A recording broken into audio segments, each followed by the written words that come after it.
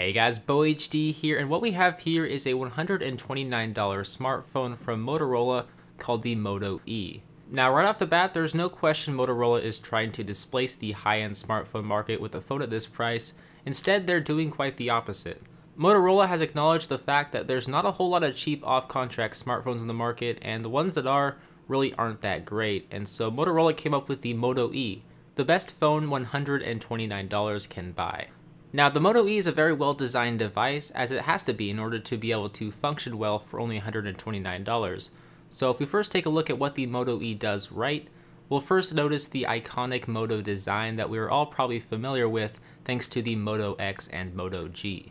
What's really great about this design is that it's curved to fit well in your hands. The device itself seems chunky on paper as the thickest point is 12.3 millimeters, but it's really not that bad as the edges are tapered to fit the curve of your hand, and the back cover has a pleasant matted soft touch coating on it, which really doesn't make it feel too cheap at all.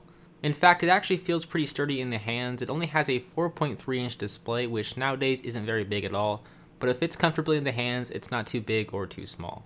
Now the phone is pretty basic, like I said earlier. If we take a closer look around the device, we'll see there's nothing on the left-hand side, and there's just the power, sleep, on-off, and power buttons on the right-hand side. Up top, we'll find nothing but the 3.5mm headphone jack and noise-canceling microphone, with the micro USB charging port at the bottom. Now on the front of the Moto E is nothing but speakers and sensors. There's one speaker on the top for making calls, and the other at the bottom being the main speakerphone. Since Motorola has tried to cut its costs as much as possible, they had to do away with a front-facing camera. In fact, the only camera on the Moto E is on the rear, and it's just a basic 5-megapixel sensor that sits right above the indented Motorola logo. But really what's cool about this back cover is that it's actually interchangeable. You can just pop off the back and slap on another colored case whenever you'd like. So if you're into customizing the look and feel of your phone, you might just like the Moto E, and really the entire Moto lineup of devices for that matter. And this is also where you'll find the SD card slot that accepts up to 64 gigabytes of storage. So instead of investing more money into onboard storage, Motorola has decided to include an SD card slot, which in my opinion was a very smart move, so thumbs up for that. But another area of the Moto E that is impressive is with the display. It's not the 540 by 960 resolution that's impressive. No, it's definitely not that. It's actually the Gorilla Glass 3 and water-resistant glass that's impressive, especially for the cheap price point.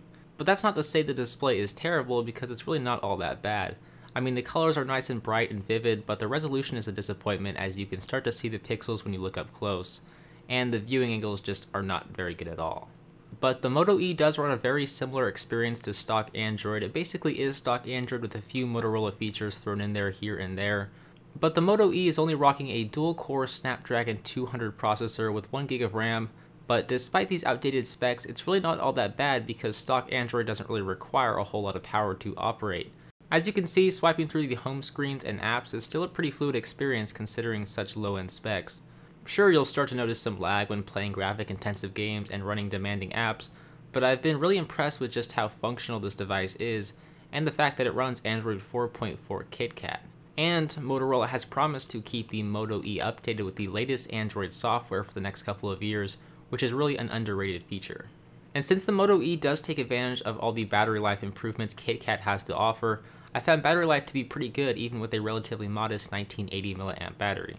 Standby time is pretty solid, and since the display itself doesn't have as many pixels as a high-definition display panel, and since there's only 2 processing cores instead of the 4 we'd find in most higher-end smartphones, the battery really doesn't need to be all that big in order to keep a charge that lasts all day. But overall, the Moto E does a lot of things right considering it only costs $129. It's very customizable thanks to those stylish removable back covers, it has a micro SD card slot, and it runs the latest version of Android 4.4 KitKat, and it does a pretty good job at doing so even with a basic dual-core Snapdragon processor and 1GB of RAM. Sure, it doesn't have the highest resolution display or blazing fast processor, but chances are if you're going to buy this phone you really won't care because it is just so cheap it goes without saying. And since it's priced at the low-end smartphone market, the majority of people who buy this phone are just going to buy it because of the price and not the specs, even though for the price to spec ratio this little guy is pretty impressive.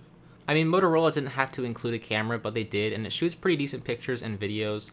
They didn't have to include an SD card slot or Gorilla Glass, but they did because it makes for a great cheap phone with all-around decent specs, which makes for a very pleasant experience. But what do you guys think? Is this the phone for you, or are you going to stick to something with some more horsepower? Let me know your thoughts by leaving me a comment right down below. And as always guys, if you're new to my channel, make sure you click that little subscribe button right down here so you can stay up to date with all my latest high-def tech videos. But with that said, that's gonna about do it for this video. If you're interested in some more high-def reviews, you might want to check out my review of the Samsung Galaxy S5 or my first look at the HTC One M8 to get an idea of how these high-end devices compare to the lower-end Moto E. But as always guys, I'm BoHD from How To and More. Thanks for watching.